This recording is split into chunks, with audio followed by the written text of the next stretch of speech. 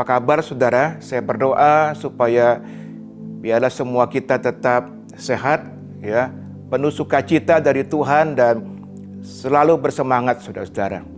Nah, pada hari ini saya mau berbicara mengenai topik pikiran saudara, sesuatu yang sangat penting. Dan saya beri judul transformasi pikiran atau perubahan pikiran saudara. Nah, pengajaran tentang pikiran ini sungguh penting karena sangat berperan dalam kehidupan kita, saudaraku. Kebahagiaan hidup kita, bahkan masa depan kita, saudara, itu sangat tergantung pada kualitas pikiran kita. Nah, mari kita akan lihat ayat firman Tuhan dalam Roma 12 ayat 1 sampai 2. Karena itu saudara-saudara, demi kemurahan Allah, aku menasihatkan kamu supaya kamu mempersembahkan tubuhmu sebagai persembahan yang hidup, yang kudus dan yang berkenan kepada Allah. Itu adalah ibadahmu yang sejati. Janganlah kamu menjadi serupa dengan dunia ini, tetapi berubahlah oleh pembaruan budi. Budi di sini adalah pikiran, saudara. Berubahlah oleh pembaruan pikiranmu, sehingga kamu dapat membedakan manakah kehendak Allah, apa yang baik, yang berkenan kepada Allah, dan yang sempurna. Puji Tuhan. Saya coba jelaskan ayat yang penting ini, saudara. Manusia kita ini terdiri dari roh, jiwa, dan tubuh, saudara. Nah, di dalam jiwa itu ada yang namanya pikiran, perasaan atau emosi, dan satu lagi kehendak atau kemauan. Jadi ada 3, saudaraku. Nah, pada waktu kita lahir baru, saudara, menerima Yesus sebagai Tuhan dan Juru Selamat, kita bertobat, maka kita menerima roh yang baru. Perhatikan, roh yang baru. Sedangkan tubuh kita dan jiwa kita, di mana dalam jiwa itu ada pikiran, itu masih tetap yang sama, saudara-saudara. Nah, kalau kita lihat tadi dalam Roma 12 ayat 1 sampai dengan 2, sesungguhnya Paulus sedang bicara tentang ibadah yang sejati. Jadi diajarkan bagaimana ibadah yang sejati itu, saudara-saudara. Nah, ia mengatakan untuk beribadah yang sejati, kita harus mempersembahkan tubuh. Perhatikan, tubuh. Mempersembahkan tubuh kita sebagai persembahan yang hidup, yang kudus dan yang berkenan kepada Allah. Kemudian ia juga mengatakan bahwa pikiran. Jadi tubuh itu penting untuk ibadah dan juga pikiran. Ia mengatakan bahwa pikiran kita harus ditransformasi atau harus diubah, saudara, dengan cara mengalami pembaruan pikiran. Supaya apa? Supaya kita dapat mengerti kehendak Allah, saudaraku. Apa yang baik, apa yang berkenan kepada Allah, dan yang sempurna. Haleluya. Jadi ibadah yang sejati, perhatikan, itu bukan hanya berhubungan dengan roh. Memang tentu kita beribadah dengan roh kita, tetapi juga dari pengajaran ini kita belajar bahwa tubuh dan jiwa kita juga berperan.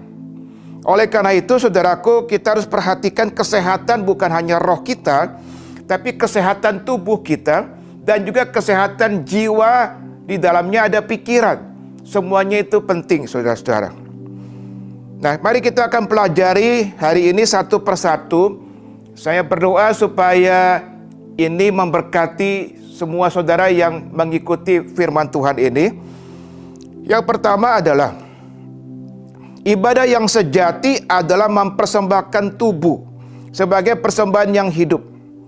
Bahasa Inggrisnya, saudaraku, living sacrifice, yang kudus dan yang berkenan kepada Allah, saudara. Jadi di sini ada sesuatu yang menarik, saudara, yaitu kata persembahan atau korban yang hidup, saudaraku. Living sacrifice. Jadi apa artinya persembahan atau korban yang hidup ini? Sebab biasanya yang namanya persembahan atau korban itu mati, saudara. Tapi di sini dikatakan persembahan atau korban yang hidup. Ya, ini ada hubungannya dengan kehidupan bangsa Israel di Perjanjian Lama. Kita perlu pahami itu, saudara-saudara. Jadi dalam Perjanjian Lama, orang-orang Israel itu kalau mempersembahkan korban, saudara, itu nggak usah repot-repot dari rumah bawa lembu, nggak usah repot-repot dari rumah bawa kambing ke rumah ke bait Allah. Mereka cukup bawa uang, saudara. Dan karena di dekat bait Allah itu ada kandang, saudara, di situ yang berisi binatang yang sudah diseleksi, saudara, oleh para imam dan memenuhi syarat sebagai korban. Jadi orang-orang Israel ini tinggal membeli binatang itu dengan uang mereka untuk dikorbankan kepada Tuhan, saudara.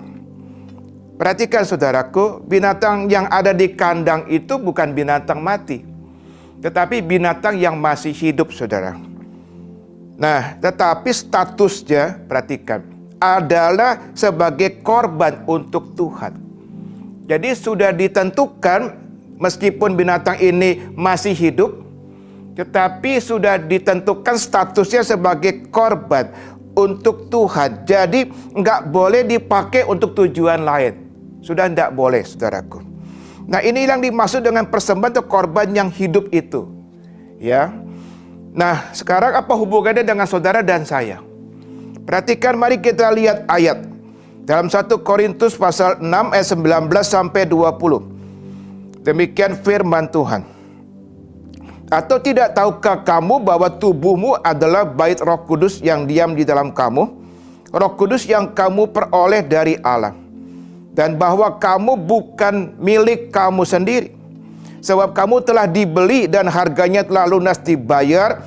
Karena itu muliakan Allah dengan tubuhmu. Jadi jelas sekali di sini firman Tuhan mengatakan tubuh saudara dan tubuh saya sebagai orang-orang percaya, maka dikatakan sudah dibeli dan harganya telah dibayar lunas oleh Kristus, saudaraku. Bahkan dikatakan tubuh kita sudah menjadi rumahnya Roh Kudus, bait Roh Kudus. Jadi status kita adalah sebagai persembahan atau korban yang hidup bagi Tuhan, saudaraku. Itu status kita. Saudara dan saya statusnya sebagai persembahan atau korban yang hidup bagi Tuhan, saudara. Dan kewajiban kita tentu memuliakan Allah dengan apa? Dengan tubuh kita ini. Dengan tubuh kita, saudaraku. Jadi artinya tubuh kita karena statusnya sudah sebagai persembahan yang hidup, ya, yang dipersembahkan kepada Tuhan, saudara. Maka tubuh ini tidak boleh lagi dipakai sembarangan. Perhatikan, saudaraku. Seringkali orang beribadah hanya mikirkan tentang roh. Itu salah, saudaraku. Tubuh berperan dalam ibadah, dan juga nanti kita akan belajar pikiran kita juga sangat berperan dalam ibadah kita, saudara-saudara. Jadi nggak boleh dipakai sembarangan, apalagi untuk sesuatu yang kita tahu itu adalah dosa. Misalkan, saudara, ya, berbuat cabul, berzina, makan makanan yang tidak sehat, atau makan berlebihan, overeating, atau minum minuman keras, misalkan merokok, saudara, memakai narkoba, atau begadang. Begadang juga, saudaraku, itu berbahaya bagi tubuh, ya, buat kesehatan tubuh, saudara-saudara. Nah, sekarang yang kedua, saudaraku, ibadah yang sejati adalah transformasi atau perubahan pikiran. Perhatikan, yang tadi kita bicara tubuh. Sekarang Rasul Paulus melanjutkan bicara tentang pikiran. Ibadah yang sejati adalah transformasi atau perubahan pikiran dengan caranya dikasih tahu, saudara. Yaitu dengan mengalami pembaruan pikiran. Pembaruan pikiran. Supaya apa? Supaya kita dapat mengerti, katanya, kehendak Allah, apa yang baik, yang berkenan kepada Allah, dan yang sempurna. Nah, jadi pembaruan pikiran ini merupakan hal yang sangat amat penting, saudara. Karena bukan hanya membuat hidup kita diberkati, bukan hanya membuat hidup kita bahagia, tetapi menghasilkan perubahan hidup, itu yang penting. menghasilkan perubahan hidup yang semakin serupa dengan Kristus. Luar biasa, saudaraku. Jadi dengan mengalami pembaruan pikiran, saudaraku, maka cita rasa jiwa kita, ya, cita rasa dari jiwa kita ini menjadi sama dengan cita rasanya Tuhan, saudaraku. Menjadi klop, menjadi sama, saudara-saudara. Karena pembaruan pikiran. Nah, dengan cita rasa yang sama inilah maka kita bisa hidup sesuai dengan kehendak Tuhan. Karena sudah sama cita rasanya, saudara-saudara. Nah, hari ini kita mau belajar 3 hal yang penting. Mari saudaraku, saya berdoa supaya apa yang saya sampaikan ini sungguh menjadi berkat.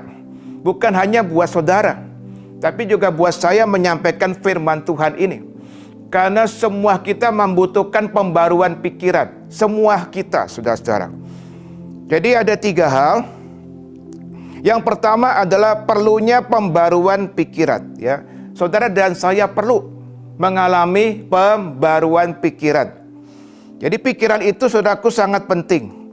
Sangat berperan dalam menentukan, ya, bukan 1 atau 2 aspek, tetapi menentukan semua aspek dalam kehidupan kita. Makanya sangat penting.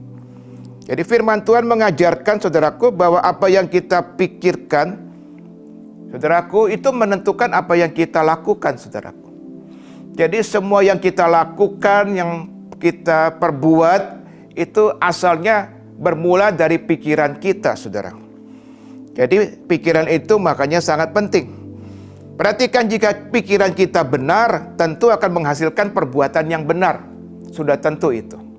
Tetapi jika pikiran kita salah, saudaraku, maka akan menghasilkan perbuatan yang salah, saudaraku. Jadi kualitas perbuatan seseorang, saudara dan saya ini, itu sangat ditentukan oleh pikiran kita, ya, kualitas dari pikiran kita. Ada ayat, saudaraku, dalam Amsal 23 ayat 7a. Nah, dalam KJV dikatakan demikian. For as he think in his heart, so is he. Jadi ini mungkin kalau saya sederhanakan pengertiannya adalah you are what you think. You are what you think, saudara. Atau Anda adalah seperti yang Anda pikirkan. Begitu, saudara. Jadi dengan kata lain ada pengaruh yang begitu besar. Bahkan boleh dikatakan ada kuasa, ada kekuatan, saudaraku, di dalam pikiran kita. Dr. Caroline Leaf, saudara, itu menulis buku yang menjadi bestseller, saudaraku, yang judulnya Switch on Your Brain. Beliau mengatakan begini, bahwa pola berpikir yang selaras dengan firman Tuhan bukan sekedar hanya pikiran positif, saudara, tetapi pikiran yang benar, yang selaras dengan firman Tuhan. Jadi patokannya adalah firman Tuhan, saudara. Itu dapat menghidupkan atau mengaktifkan otak yang sudah rusak, saudara. Karena otak itu dapat mengalami yang namanya regenerasi atau bertumbuh kembali meskipun sudah rusak, saudara. Bahkan berkembang tanpa batas waktu, nggak ada batasnya. Jadi dipakai istilah, saudaraku, yang terkenal neuroplasticity, saudara, ya. Seorang hamba Tuhan bernama Norman Vincent Peale mengatakan demikian, saudaraku. Change your thought and you change your world. Ubahlah pola pikir kita. Ubah pola pikir saudara dan saya, maka kita akan mengubah dunia di sekitar kita. Di sekitar kita ini ada orang-orang, kita tidak bisa mengubah mereka kalau kita belum berubah. Jadi ubahlah pola pikir kita dan kita akan mengubah dunia yang ada di sekitar kita, saudara-saudara. Nah, oleh karena pikiran itu sangat penting dalam hidup kita, makanya, saudaraku, Rasul Paulus mengajarkan dengan hikmat dari Tuhan tentu, maka pikiran itu harus ditransformasi. Dengan cara bagaimana? Ngalami pembaruan pikiran, saudaraku. Nah, pola pikir yang salah itu harus diubah, ya, harus diubah dan kemudian diganti dengan pola pikir yang benar, Yang benar itu artinya yang sesuai dengan firman Tuhan, saudaraku. Sehingga kita dapat berpikir seperti Kristus berpikir. Luar biasa bukan? Jadi kita dapat mengenakan pikiran Kristus. Kita dapat berpikir seperti Kristus berpikir. Kalau kita ngalami yang namanya pembaruan pikiran, saudara-saudara. Nah, perhatikan saudaraku, ini penting. Iblis, saudaraku, mengetahui ya tentang hal ini, yaitu mengetahui betapa pentingnya pikiran saudara dan saya. Oleh karena itu, ia senantiasa berusaha menyerang pikiran kita. Pasti saudaraku sering ngalami itu ya, pikiran kita ini diserang ya. Diserang saudaraku oleh iblis agar kita jatuh dalam dosa. Dan kita nggak pernah ngerti kehendak Tuhan, saudaraku. Nah, itulah kerinduan atau keinginan iblis menjatuhkan kita, saudaraku. Nah, kita mesti lawan, saudaraku. Ingat saudaraku, Roh Kudus sudah ada dalam diri kita. Dan Roh Kudus itu memberikan dunamis, memberikan kuasa, kekuatan, kemampuan dalam diri kita untuk kita bisa mengalahkan iblis. Dan saya mau katakan saudaraku, kita pasti menang. Asal kita tidak dengan kekuatan kita, tapi kita mengalahkan iblis dengan kekuatan dan pertolongan dari Roh Kudus, saudara-saudara. Mari kita lihat beberapa contoh sekarang di Alkitab. Sebenarnya begitu banyak contoh kalau bicara tentang pikiran ya. Tetapi beberapa contoh saja.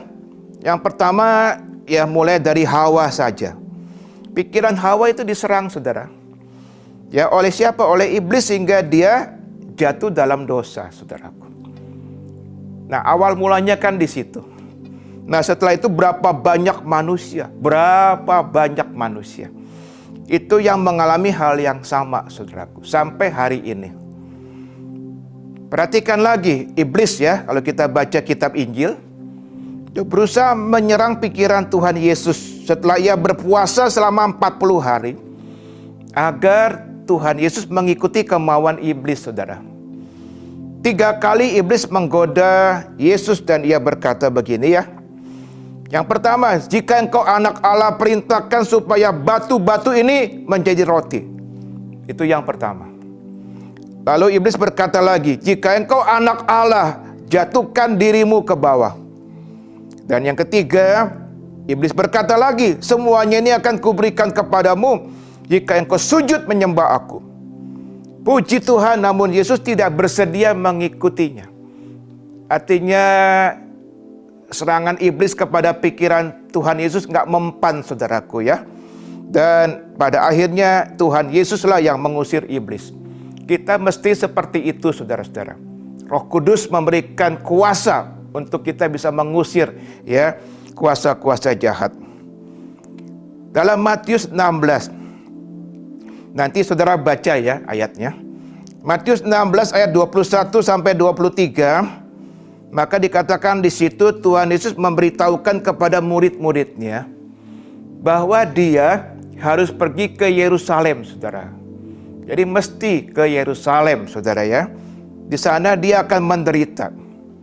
Dan dia akan mati, saudaraku. Dan bangkit pada hari yang ketiga. Jadi itu sudah dia sampaikan kepada murid-muridnya. Tetapi kalau kita baca ayat-ayat itu, saudara, maka dikatakan Petrus menarik Tuhan Yesus ke samping, saudara. Dan menegur dengan menggunakan nama Allah lagi, saudara. Nanti baca ya ayatnya. Nah, saya baca ayat 23-nya saja. Dikatakan dalam ayat 23 demikian, maka Yesus berpaling dan berkata kepada Petrus, enyahlah iblis, engkau suatu batu sandungan bagiku, sebab engkau bukan memikirkan apa yang dipikirkan Allah, melainkan apa yang dipikirkan manusia. Perhatikan, Tuhan Yesus mengusir iblis dalam diri Petrus, saudaraku. Yang menyerang pikiran Petrus, saudaraku. Jadi pikiran Petrus yang diserang oleh iblis. Dan iblis diusir oleh Tuhan Yesus, saudaraku. Sehingga ia memikirkan apa yang dipikirkan Allah, bukan yang dipikirkan manusia. Mestinya begitu, saudara-saudara. Nah, kalau kita baca lagi ayatnya dalam 2 Korintus 10 ayat 4 sampai 5. Maka di situ Rasul Paulus mengatakan bahwa sesungguhnya ada peperangan rohani. Ya, di mana peperangan rohani? Peperangan rohani itu bukan di kuburan-kuburan, saudara. Peperangan rohani itu dekat banget dalam pikiran saudara dan pikiran saya, saudara. Jadi kita harus lawan segala pikiran yang salah itu. Pikiran dosa itu harus dilawan, saudaraku, dan menaklukkannya kepada Kristus. Demikian kata firman Tuhan. Menaklukkan pikiran kepada Kristus artinya kita mengisi pikiran kita ini dengan firman Tuhan setiap hari. Itu maksudnya saudara menaklukkan. Jadi kalau saudara mau menaklukkan pikiran kepada Kristus, artinya isilah pikiran saudara itu dengan firman Tuhan setiap hari, saudara-saudara. Sekarang yang kedua, ya. Kita bicara tujuan sekarang. Tujuan daripada pembaruan pikiran. Paulus mengatakannya dalam ayat Roma 12 ayat 1 sampai 2 tadi, saudara. Berubahlah oleh pembaruan budi, ya. Budi di sini pikiran, ya. Sehingga kamu dapat membedakan manakah kehendak Allah, apa yang baik, yang berkenan kepada Allah, dan yang sempurna. Jadi jelas sekali tujuan pembaruan pikiran Paulus sudah sampaikan di sini. Supaya kita memiliki pikiran Kristus, saudara. Pikiran Kristus, saudara. Sehingga dapat mengerti kehendak Allah. Kristus mengerti kehendak Allah Bapanya. Kalau kita punya pikiran Kristus, maka kita pun dapat mengerti, ya, kehendak daripada Allah, apa yang baik, yang berkenan, dan yang sempurna. Saudara-saudara mengerti dan kemudian melakukan, tentu ya. Tidak hanya sekedar ngerti, tapi juga melakukan kehendak Bapa atau kehendak Allah itu sangat penting, saudaraku. Mari kita lihat ayat-ayat firman tentang Daud, saudara, ya. Mazmur 40 ayat 8. Demikian firman Tuhan. Aku suka melakukan kehendak-Mu, ya Allahku. Demikian, saudaraku, kerinduan, doa, pernyataan dari Raja Daud. Aku suka melakukan kehendak-Mu, ya Allahku. Taurat-Mu ada dalam dadaku. Ya, dada di sini berarti hati, ya. Jadi Taurat Tuhan itu ada dalam hatinya, saudara-saudara. Mari kita baca lagi Kisah Para Rasul 13 ayat 22, demikian firman Tuhan. Setelah Saul disingkirkan, Allah mengangkat Daud menjadi raja mereka. Perhatikan, saudara, ya. Tentang Daud, Allah telah mengatakan, aku telah mendapat Daud bin Isai, seorang yang berkenan di hatiku. Luar biasa, Daud ini orang yang berkenan di hatinya Tuhan, saudaraku. Tetapi kemudian dilanjutkan di sini, dijelaskan, ya. Dan yang melakukan segala kehendakku. Kenapa Daud berkenan di hatinya Tuhan? Jawabannya karena dia melakukan. Bukan hanya ngerti, ya. Tapi setelah ngerti dia melakukan, saudaraku. Segala, bukan mungkin cuma setengah, tapi segala, artinya semua kehendak Tuhan dia lakukan, saudara-saudara. Jadi rahasia Daud menjadi orang yang berkenan di hati Tuhan jelas sekali, ya. Bagaimana dia menjadi orang yang diberkati Tuhan luar biasa, saudara-saudara. Itu karena dia melakukan segala kehendak Tuhan. Nah, dia bisa seperti ini, saudara. Ngerti kehendak Tuhan dan kemudian melakukannya. Karena jelas dikatakan Taurat Tuhan ada dalam hatinya. Jadi nggak bisa lari dari firman Tuhan, saudaraku. Firman Tuhan itu sumber, ya. Bagaimana kita bisa mengerti kehendak Tuhan dan kemudian melakukannya. Dalam Efesus 5 ayat 17, Paulus mengatakan demikian. Sebab itu janganlah kamu bodoh. Begitu tegas, ya, Rasul Paulus mengatakan jangan kita bodoh, saudaraku. Tetapi usahakanlah supaya kamu mengerti kehendak Tuhan. Ya, saya kira kita jelas, ya, mengenai hal ini. Haleluya. Sekarang yang ketiga, saudaraku, saya mau berbicara tentang proses pembaruan pikiran. Nah, ini yang penting, saudaraku. Ngerti tujuannya tapi nggak bisa jalani, percuma, bukan? Saya mau bicara tentang proses pembaruan pikiran, saudara. Mari kita belajar bersama-sama, karena tidak ada seorang pun yang sudah sempurna.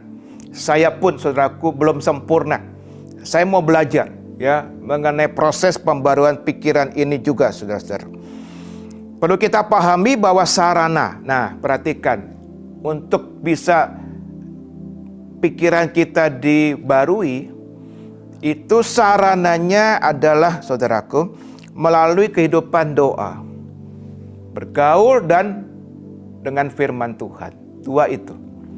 Saudara punya kehidupan doa yang serius ya, yang berkualitas, saudaraku. Didasari dari hati yang mengasihi Tuhan. Saudara datang ke hadirat Tuhan, saudara doa menyembah Tuhan ya, di dalam hadirat Tuhan, lalu bergaul dengan firman Tuhan setiap hari. Mulai dari mungkin mendengarkan firman, membaca firman, lalu naik tingkat merenungkan firman Tuhan itu. Ya, mempelajarinya, saudaraku. Memperkatakannya, ya. Dan terakhir tentu mempraktekannya, saudara-saudara. Itulah yang namanya bergaul dengan firman Tuhan. Dan saya mau beritahu, pembaruan pikiran ini sarananya nggak bisa diganti dengan yang lain.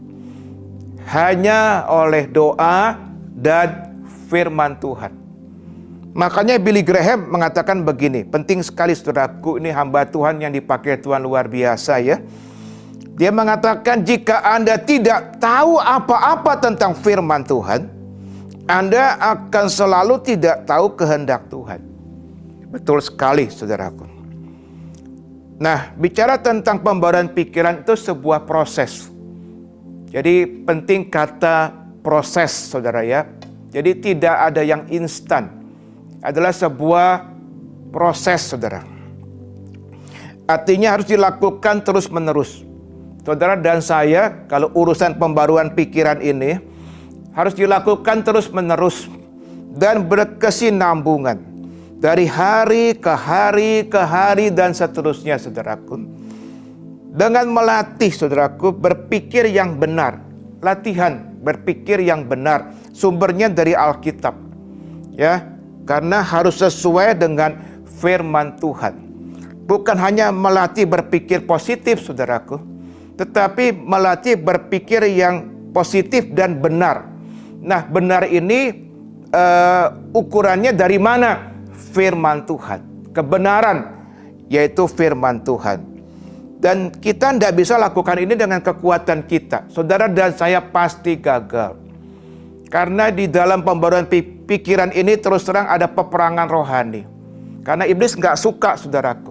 Iblis ingin jatuhkan terus pikiran kita, supaya kita ini tidak ngerti, sampai kapanpun nggak ngerti tentang kehendak Tuhan. Makanya ada peperangan rohani, makanya dengan rendah hati kita mesti minta pimpinan Roh Kudus.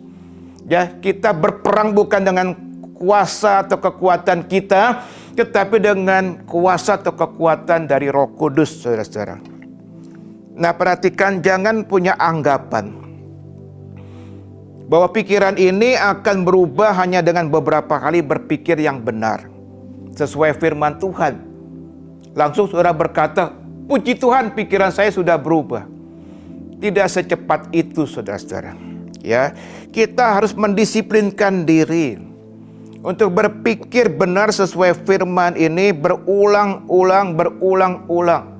Ya, dari hari ke hari, minggu ke minggu menjadi satu lifestyle kita. Menjadi sebuah gaya hidup kita, saudara-saudara.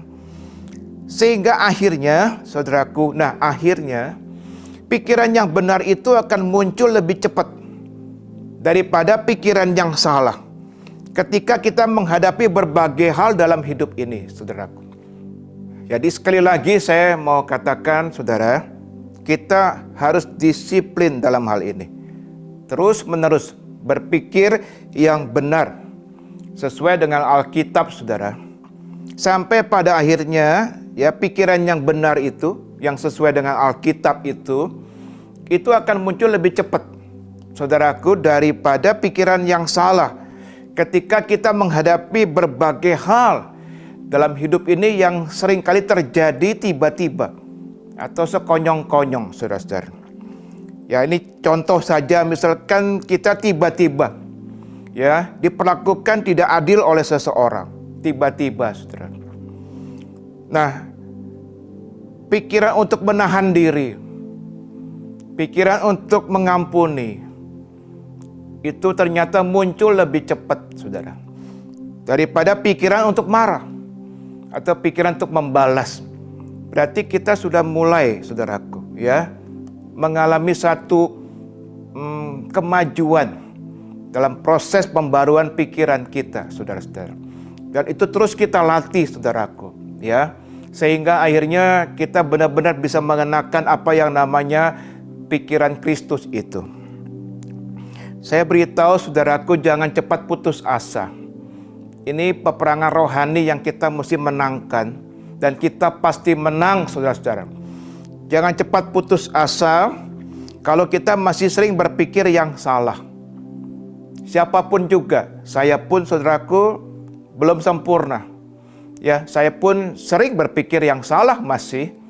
Jadi kita jangan putus asa.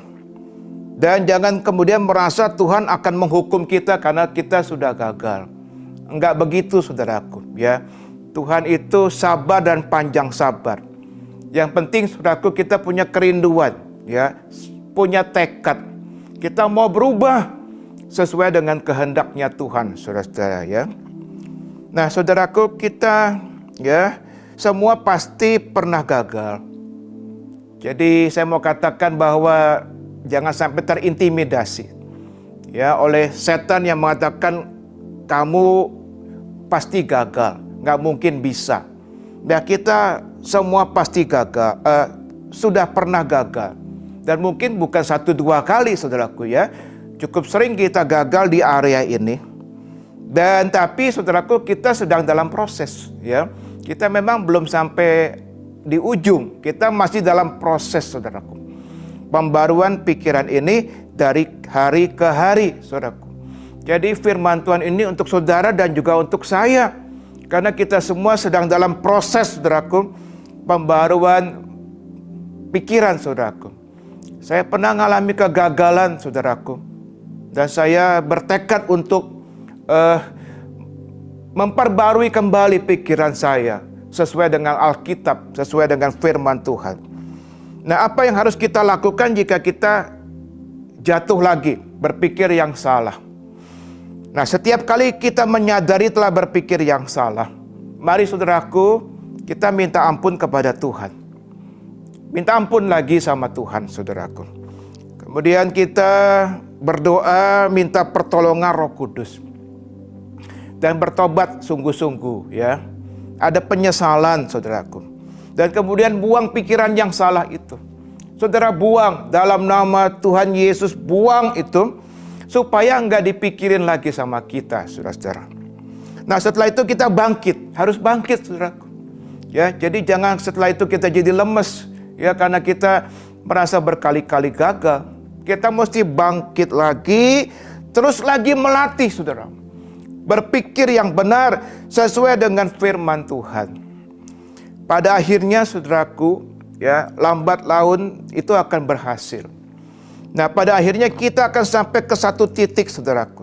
Perhatikan, di mana pikiran yang salah itu, di mana pikiran dosa itu, saudaraku, itu akan membuat kita nggak nyaman, akan membuat kita tidak lagi cocok, udah nggak cocok lagi lah dengan proses berpikir kita sampai ke situ.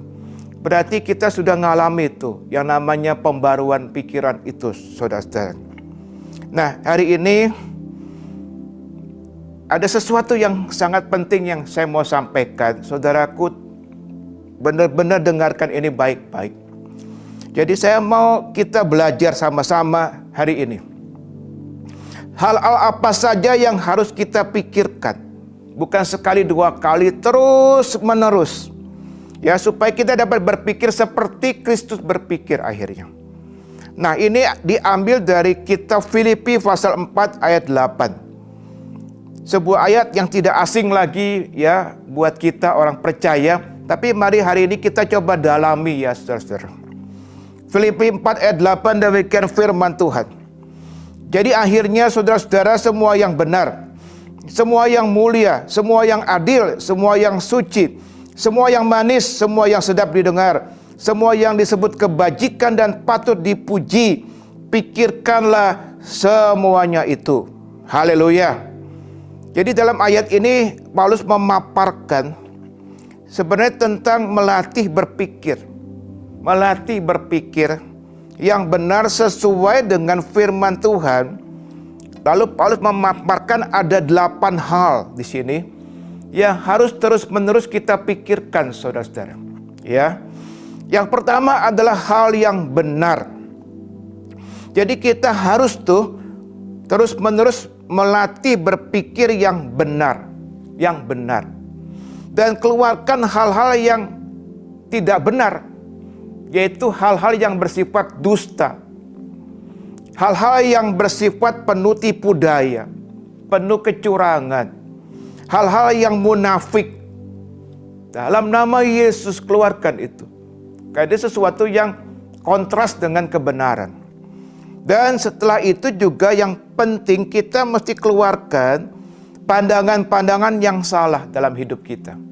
Pandangan yang salah, prinsip hidup yang salah dalam hidup kita yang gak sesuai dengan firman Tuhan, itu juga harus kita keluarkan, saudara-saudara. Pandangan yang salah itu misalnya begini, saudaraku ya. Ini karena intimidasi iblis, saudara. Dan banyak orang Kristen terkena, saudara. Jadi ada yang punya pikiran begini, saya mah orang yang gagal. Begitu, saudara.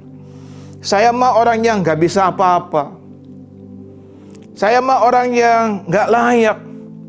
Banyak dosanya, gak layak. Pandangan-pandangan ini jelas gak sesuai dengan firman Tuhan, saudaraku. Pandangan yang sangat negatif, berbahaya buat kita. Nah, perhatikan orang yang memandang dirinya salah. Ya, seperti contoh-contoh tadi yang saya sampaikan, saudara.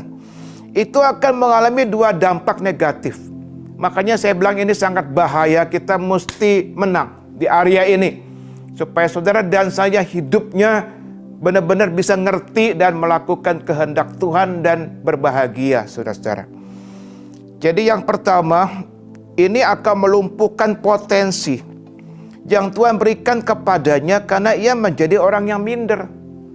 Merasa nggak bisa, merasa nggak mampu, merasa gagal terus, dan seterusnya, saudaraku. Ingat kisah Musa di padang gurun Midian, ya, di mana Tuhan perlu memulihkan Musa yang minder itu, agar supaya dia menjadi pemimpin yang hebat, saudara-saudara. Nah, yang kedua, saudaraku, ini juga bahaya.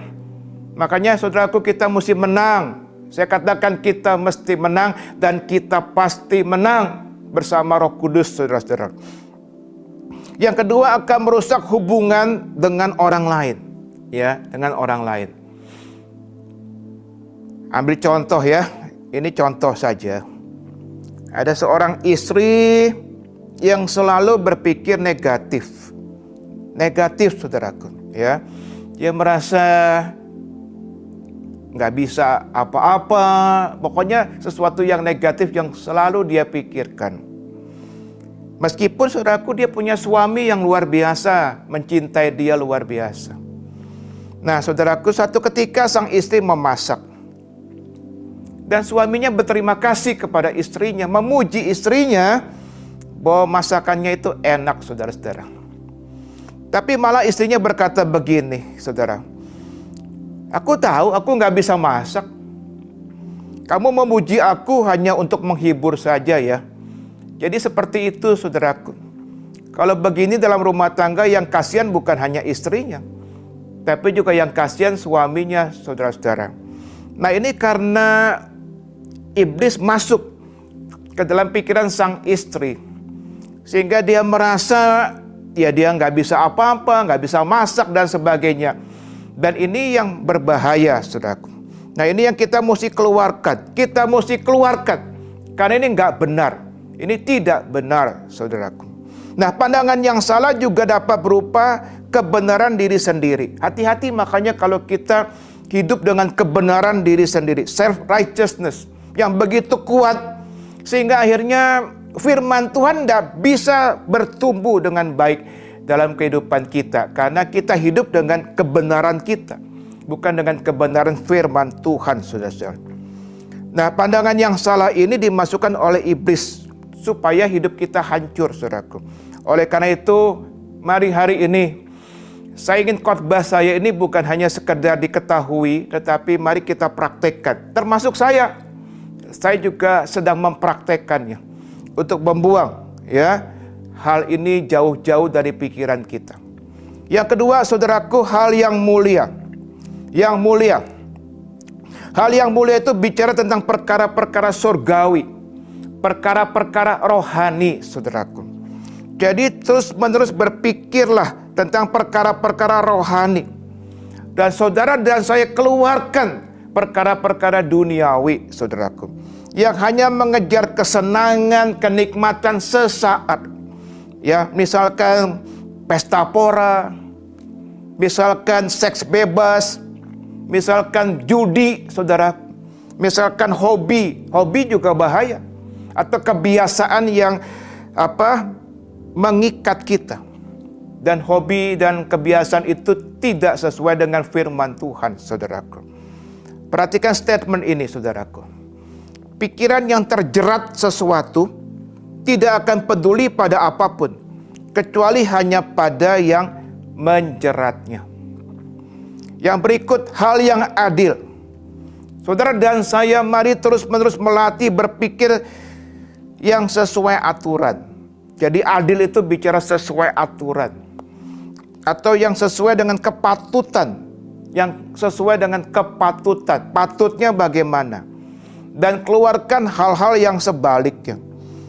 Contoh sesuatu yang sesuai aturan, ya, atau kepatutan, misalkan, ya, tentu banyak, ya. Misalkan seorang anak patut tentu menaati orang tuanya. Pikirkan itu. Kalau saudara seorang anak, pikirkan itu baik-baik, karena itu kebenaran, ya, menaati orang tua. Seorang istri patut tunduk kepada suaminya, pikirkan itu. Kemudian juga seorang suami patut hidup bijaksana dengan istrinya. Itu juga dipikirkan, saudaraku, oleh suami-suami. Hal yang suci kemudian. Dalam bahasa Inggris disebut atau ditulis pure atau murni, saudara-saudara, ya. Saudara dan saya mari terus-menerus latih berpikir yang suci, yang murni, saudaraku. Dan keluarkan hal-hal yang bersifat vulgar, yang bersifat cabul, bersifat najis, bersifat kotor, bersifat jorok, dan lain-lain dari pikiran kita. Keluarkan itu dalam nama Tuhan Yesus. Misalkan, saudaraku, kita keluarkan pikiran, ya, yang membayangkan hal-hal yang vulgar, atau hal-hal yang cabul misalkan. Atau kita keluarkan pikiran. Nah, ini juga, saudaraku, bisa terjadi bukan hanya bagi orang-orang yang non-Kristen. Orang-orang Kristen pun bisa ngalami ini. Ya, keluarkan pikiran bagaimana bisa berzina tanpa ketahuan, ya, oleh istri atau oleh suami. Ya, kita barangkali pernah dengar, ya, kasus seperti ini di kalangan orang Kristen juga, saudaraku. Atau bagaimana ini untuk anak-anak muda.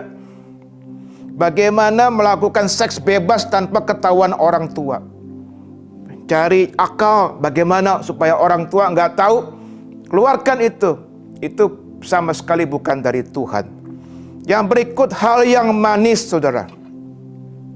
Hal-hal yang manis artinya adalah hal-hal yang menimbulkan kasih. Nah, itu. Hal-hal yang menimbulkan kasih itu hal-hal yang apa? Yang manis, saudara. Terus-menerus latih berpikir hal-hal yang menimbulkan kasih. Terus menimbulkan kasih, ya. Itu yang kita pikirkan. Misalkan bagaimana kita berpikir menjadi berkat buat orang lain. Itu yang kita pikirkan dalam hidup ini, karena itu kebenaran, saudara-saudara. Dan keluarkan hal-hal yang bisa menimbulkan kepahitan. Itu mesti dikeluarkan, karena itu tidak sesuai dengan firman Tuhan.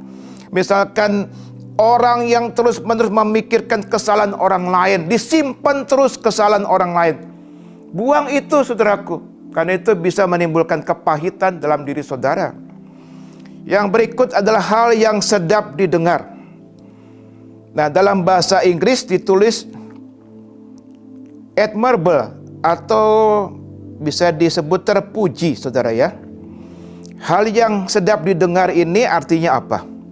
Adalah hal-hal yang layak untuk didengar oleh Tuhan. Saudara ya perlu pikirkan hal-hal yang layak didengar oleh Tuhan.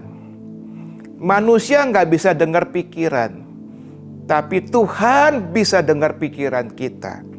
Jadi kita perlu pikirkan hal yang sedap didengar Tuhan. Jadi manusia ya mendengar sesuatu tentu kalau sudah diucapkan.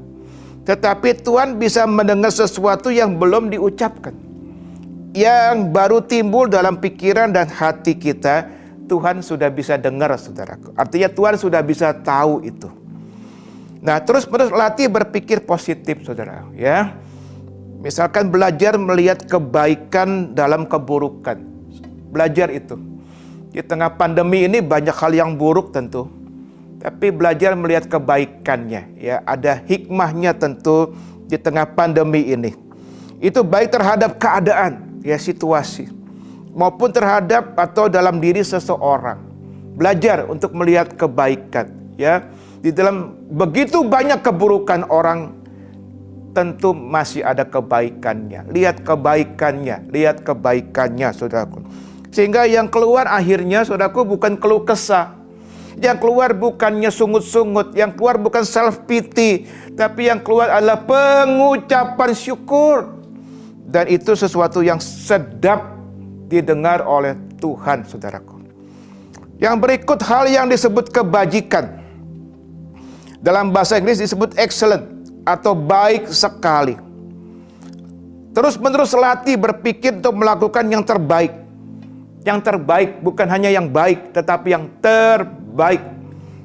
Kepada Tuhan, kepada suami, kepada istri, kepada orang tua, kepada anak, ya, kepada sesama jemaat, dan seterusnya, saudara-saudara.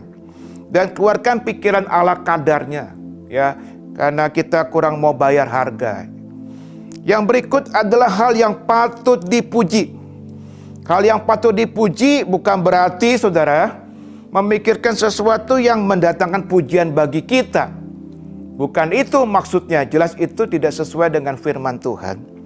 Tetapi saudaraku, yang benar adalah memikirkan. Nah ini, bagaimana kita sebagai orang Kristen bisa melakukan hal-hal yang mendatangkan kesaksian yang baik. Sehingga orang melihat kita orang Kristen. Kesaksian kita baik. Sehingga akhirnya nama Tuhan dipuji. Bukan kita yang dipuji, nama Tuhan yang dipuji. Misalkan kita menolong orang miskin, saudaraku. Kita menghibur orang yang susah. Dan sebagainya, saudaraku. Dan sekarang yang terakhir, saudara-saudara. Ini bukannya tidak penting, ya, terakhir tapi penting. Untuk melengkapi pengajaran hari ini tentang transformasi pikiran. Ya, tadi kita sudah belajar tentang ke-8 hal yang perlu terus-menerus kita pikirkan. Nah, saya tambah sekarang dengan satu ayat terakhir. 1 Petrus 1 ayat 13, demikian firman Tuhan, saudaraku. Perhatikan baik-baik. Ini Petrus ya yang mengatakan, tentu dengan pimpinan Roh Kudus. Sebab itu siapkanlah akal budimu. Berarti dengan kata lain, siapkan pikiranmu. Waspadalah dan letakkan pengharapanmu seluruhnya atas kasih karunia yang dianugerahkan kepadamu pada waktu pernyataan Yesus Kristus. Jadi ayat ini mengatakan, saudaraku, sebab itu siapkan pikiranmu. Saudara dan saya ternyata perlu menyiapkan pikiran. Siapkan pikiran. Dalam KJV ditulisnya begini. Wherefore, gear up the loins of your mind. Atau kalau diterjemahkan, saudara-saudaraku, begini. Karena itu sabukilah pinggang dari pikiranmu. Jadi, apa maksud ayat ini? Sabukilah pinggang dari pikiranmu. Jadi artinya pikiran itu digambarkan sebagai pinggang di sini. Ya, Petrus menggambarkan pikiran sebagai pinggang yang harus dikasih sabuk ya. Nah, ini latar belakangnya tentu dari pakaian orang Timur Tengah. Pakaian orang Timur Tengah itu, saudaraku, itu longgar-longgar. Ya, longgar ya. Sehingga kalau mau beraktivitas dengan baik ya, bisa jalan dengan cepat dan sebagainya, maka pada bagian pinggang itu mesti dipakaikan sabuk, kira-kira begitu. Nah, arti menyabuki pinggang dari pikiran kita, itu artinya mempersiapkan pikiran kita. Jadi menyabuki pikiran kita, itu artinya mempersiapkan pikiran kita. Ya, sebelum melakukan aktivitas. Apapun juga aktivitas. Sehingga kita dapat berpikir yang benar ketika godaan datang. Begitu saudaraku. Dengan kata lain kita lebih siap mengatasinya. Kenapa kita lebih siap mengatasinya ketika godaan itu datang?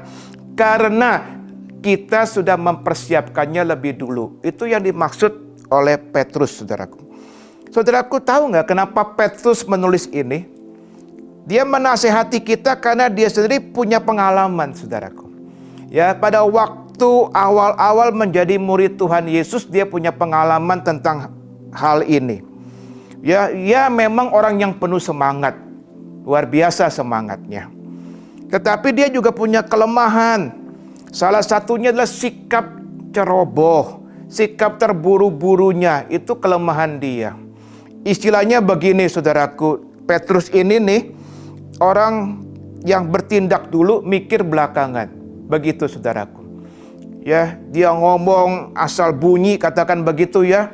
Dia bilang sama teman-teman murid-muridnya, kalian semuanya boleh menyangkal Tuhan. Aku sekali-kali tidak. Dia sendiri yang menyangkal Tuhan.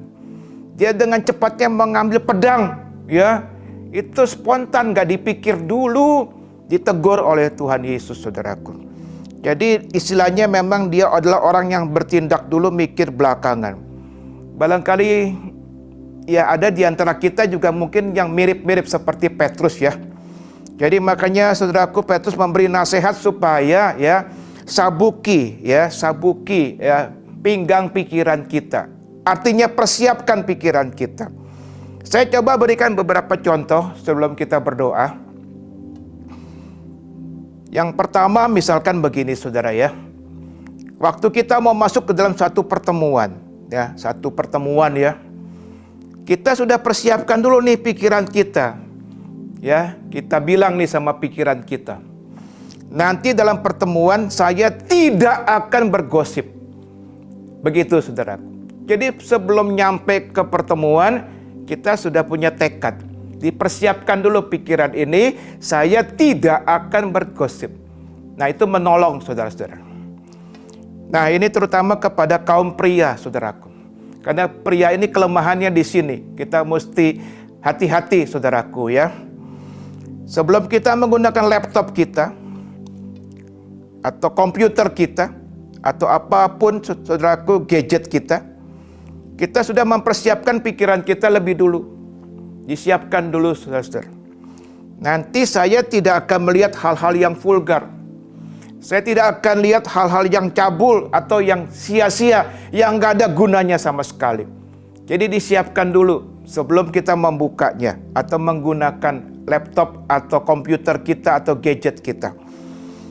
Nah, ini sekarang untuk kaum wanita supaya adil ya. Pria punya kelemahan, wanita juga punya kelemahan, saudara-saudara. Untuk kaum wanita, sebelum saudara masuk ke mall, saudara sudah mempersiapkan dulu dalam pikiran, ya, ngomong sama pikiran saudara. Nanti saya hanya akan membeli yang saya butuhkan saja. Nah, itu menolong kita waktu masuk ke mall. Sehingga yang kita beli, ya memang yang sungguh-sungguh kita butuhkan. Bukan yang kita inginkan. Karena begitu masuk mall, diskon di mana-mana, kita nggak butuh, kita beli. Nah, berarti saudara-saudaraku, kita sudah siapkan dulu dari rumah. Dan ini menolong kita dan juga menolong dompet kita, saudara-saudara. Ya, hal itulah yang dimaksud dengan menyabuki pinggang, saudara, dari pikiran kita. Nah, oleh karena itu saudara-saudara yang saya kasih dalam nama Tuhan Yesus, mari kita praktekkan kebenaran firman yang saya sampaikan ini. Semua kita. Karena kita semua belum sempurna. Kita sedang dalam proses yang namanya pembaruan pikiran. Hari demi hari. Nah, kita ingin tentu mengalami kebahagiaan. Siapa sih yang gak kepengen bahagia? Saudara dan saya kepengen bahagia. Hidup berkemenangan. Sesuai dengan tema gereja kita. Maka jawabannya adalah hiduplah di pusat kehendak Tuhan. Hidup yang paling bahagia, hidup yang paling diberkati, hidup yang berkemenangan. Kalau saudara dan saya hidup di pusat dari kehendak Tuhan. Dan hal itu hanya bisa kita alami. Selain membangun manusia, roh kita menjadi kuat tentu. Lalu pelihara tubuh kita yang sehat, saudara. Karena ingat ibadah yang sejati bukan hanya roh, tapi tubuh dan jiwa. Nah, setelah itu saudaraku ini yang penting. Mari kita praktekkan bersama-sama. Disiplinkan diri untuk berpikir yang benar. Ya, sesuai dengan Alkitab. Sesuai dengan firman Tuhan. Dari hari ke hari. Hari ke hari. Secara berkesinambungan. Tuhan memberkati kita semua. Mari kita tundukkan kepala, kita berdoa. Tuhan Yesus, hari ini kami mau beribadah yang sejati. Bukan hanya roh yang kami persiapkan, tapi tubuh dan pikiran kami persiapkan. Tuhan, kami ingin pikiran kami berubah. Pikiran kami diperbarui. Dan kami tahu itu tidak bisa dengan kekuatan kami. Tapi dengan pertolongan Roh Kudus. Dengan pertolongan-Mu ya Tuhan. Oleh karena itu pada hari ini kami mengangkat tangan. Kami mohon pimpinan Roh Kudus. Untuk memberikan kepada kami kasih karunia kemampuan. Untuk kami bisa mempraktikkan apa yang kami belajar pada hari ini. Yaitu pembaruan pikiran. Kami mendisiplinkan diri kami masing-masing dalam proses yang tidak cepat dari hari ke hari, minggu ke minggu dan seterusnya untuk mengalami pembaruan pikiran, disesuaikan pikiran kami dengan Alkitab, dengan firman Tuhan supaya kami akhirnya mengenakan pikiran Kristus. Dan oleh karena itu biarlah Engkau berikan kepada kami kasih karunia untuk kami bisa menang di area ini dan hidup kami diberkati. Terima kasih Tuhan Yesus, terima kasih. Engkau memberkati semua umat-Mu yang mengikuti ibadah hari ini. Yang sakit biar dijamah Tuhan, dijamah Tuhan. Dalam nama Tuhan Yesus terjadi kesembuhan. Dan yang punya beban berat hari ini juga dijamah Tuhan. Dan mereka tidak pernah putus asa. Karena mereka punya Tuhan yang hebat, yang hidup. Dan Roh Kudus yang ada dalam diri mereka masing-masing. Terima kasih, terpuji nama-Mu Tuhan. Dalam nama Tuhan Yesus, haleluya. Amin.